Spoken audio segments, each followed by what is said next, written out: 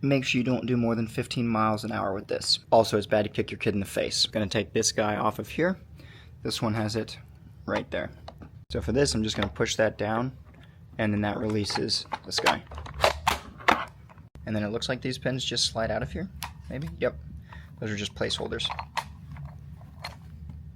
Next, we unlock this thing, and this should separate. This doesn't actually separate. This is just what releases this section, so you can slide the metal pegs in there. So you actually need to take this out, which is the locking mechanism, and then this whole thing slides off like that. So it took me a second to figure this out, but this is in this position when you get it. You just have to flip it around, and then this thing can rotate through here like that. And that took me a minute to figure out. So that's how that works. And that means when you push it, all the way in, it's going to go flush right there. And this allows you to ratchet it for different size kids. So this thing's going to slide in here, and then you lock it down for whatever distance you want the kid from the seat. So this thing does go back through this little tube down here. It took me like 10 minutes to get this thing figured out. It just takes a ton of force to get through that little hole, okay?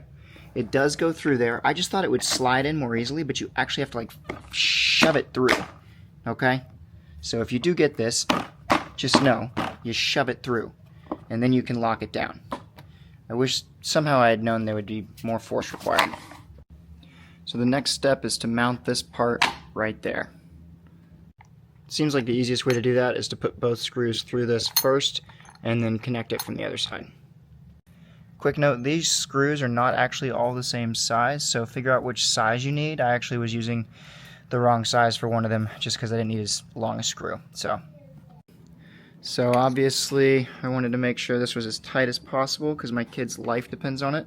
So we have just cranked this thing as many times as I can basically, and it should be pretty good. So one issue was that this is now locked out. I can't like open this, and I had to raise it to get this part to fit under there, and then I did slide the seat up just a little bit. You can see my goal was to get it so that it's basically as close to my center, and then this thing can lock, and now that shouldn't come out. So that's it. That's how you set this whole thing up on the bike, and now I'm gonna go take my daughter for a spin and we'll see how it goes.